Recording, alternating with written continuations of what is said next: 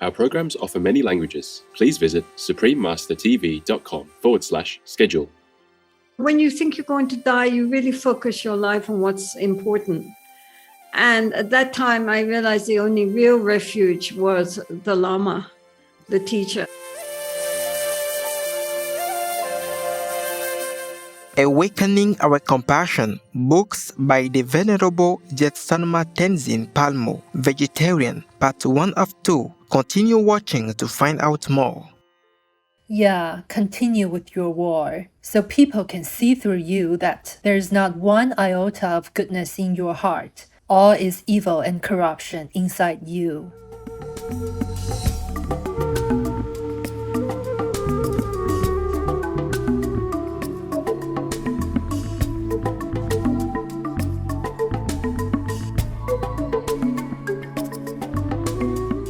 Ask how someone is doing with Aap Kaise Hain.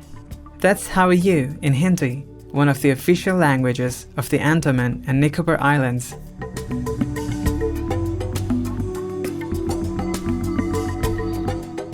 Enlightened viewers, I'm Sanjeet. With joy and friendship, the faithful people of the Andaman and Nicobar Islands send you sincere well wishes.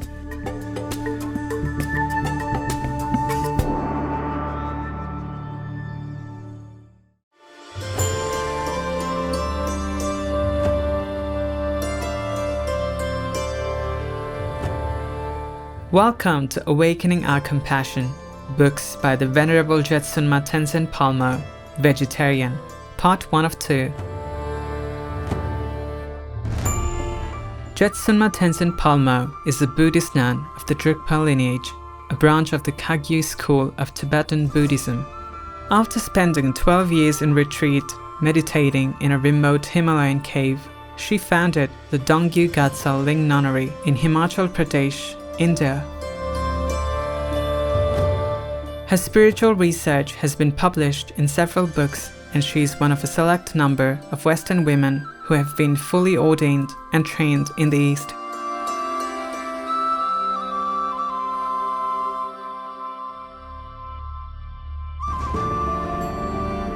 Today, it is our honor to welcome the Venerable Jetsunma Tenzin Palmo, who begins by telling us how she, as a young British lady named Diane Perry, came to be a Buddhist nun. I was raised in London and discovered Buddhism when I was about 18 years old. And that was in the early 60s. When I read it about Buddhism for the first time, I recognized that this was, for me at least, a really true and genuine path that I had been looking for all my life. So therefore, I needed to really learn more about it and dedicate my life to the understanding and practice. So when I was 20 years old, I went to India to look for a teacher. And then I met my Lama, Kamtul Rinpoche, on my 21st birthday, actually, and became a nun about 3 weeks after that. Diane Perry thus received the name Drikpa Tenzin Palmo and became one of the first Tibetan Buddhist nuns from the West. So then I stayed with my Lama, and his community had a community of lay people who had followed him from Tibet when he left in the late 50s, and also a monastery with about 100 and more monks. So I stayed with them for 6 years and worked as my Lama's secretary and also taught English to the small monks. Then my Lama said that now it was time to go away and practice. And so he told me to go to this remote Himalayan region called Lahul Spiti. So I went there and I spent about 6 years in a monastery there, which had both monks and nuns. And later I moved up further on the mountain to a small cave, and I stayed there for the next 12 years.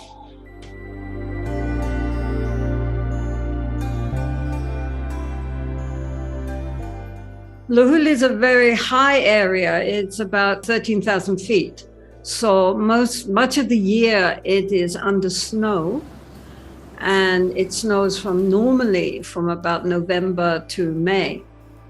And so during that time, when I was living in the cave, one was completely cut off from everybody. People could not come. I could not go out. So it was very ideal for doing a meditation practice because one was undisturbed.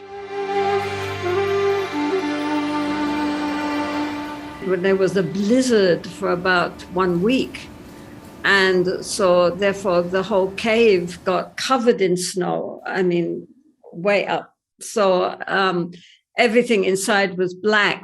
I really thought that because it was a small cave, the oxygen was very limited, and I would probably at some point asphyxiate. I thought, well, this is where I'm going to die. When you think you're going to die, you really focus your life on what's important. And at that time, I realized the only real refuge was the Lama, the teacher. So I prayed very hard to my Lama to take care of me, not only at the time of death, but in the intermediate state in the bardo.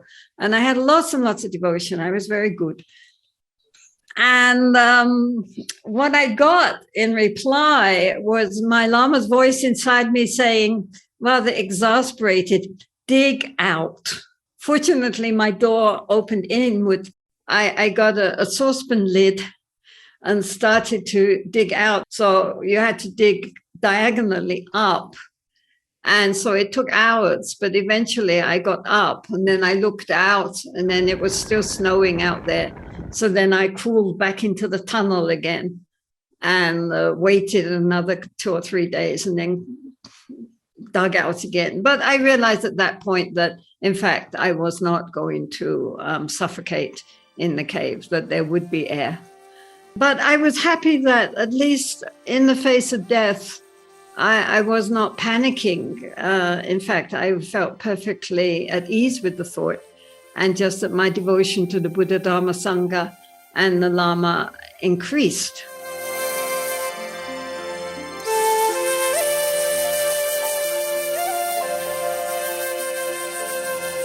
Jetsunma Tenzin Palmo now tells us how she came to found the Dongyu Gatsa Ling Nunnery in Himachal Pradesh, India. In the 1990s, the head lamas of my tradition, the Drukpa Kagyu, they had a big meeting.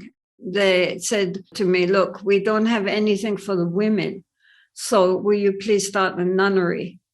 And my Lama, the previous Kamtu Rinpoche, had also said, I want you to start a nunnery.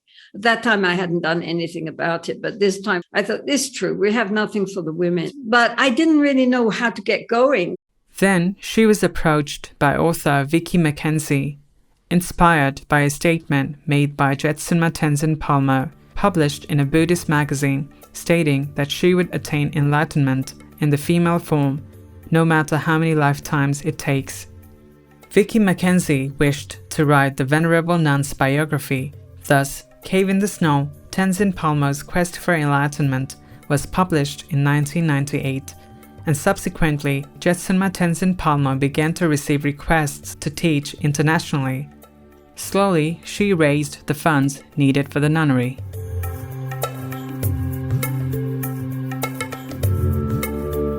I started traveling around the world, both in Asia and in the West, giving Dharma talks.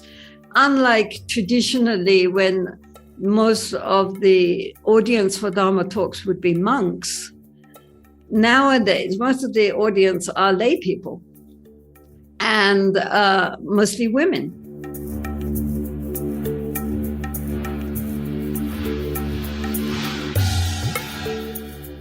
Jetsunma Tenzin Palmo has published several books of her teachings, the first being 3 Teachings, which includes excerpts from talks given in Singapore in 1999. In the lectures, she speaks about mindfulness, Mahamudra practice and retreat, and her lively personality, sense of humor, and compassion shine through her works. To my mind, the main point is to help people to understand that practicing Dharma is not only when you go to the temple or the Dharma center, when you're reading a Dharma book, when you're chanting, when you're meditating, that is spiritual practice. The rest of the time, taking care of your family, going to your job, and in general, daily life is just mundane activity. This is the way it's written about in books, but it's simply not going to help in our modern world. So I try to help people to understand that actually daily life is our Dharma practice. If we bring to it the right kind of mindset, recognizing that everything we do, if we do it with attention and with awareness and with an open, kind heart, it's all our Dharma practice, as well as formal sitting, whatever meditation we're doing. Jetsunma Tenzin Palmo's book entitled Into the Heart of Life, published in 2011, addresses the need for Buddhist practices to meet the needs of modern-day life. She writes, the real test of our Buddhist practice happens not on the cushion or in the protected space of retreat, but moment to moment in daily life, particularly when we find ourselves in uncomfortable situations. How do we respond? The basic problems of our human life are much the same, and the Dharma the Buddha Dharma is relevant wherever we are. It's not something which was useful 2,500 years ago in India. It's also very useful in 2021, wherever we are. It's dealing with the mind, very practical. It's all understanding the problem isn't out there with other people. The problem is within ourselves and our response to other people.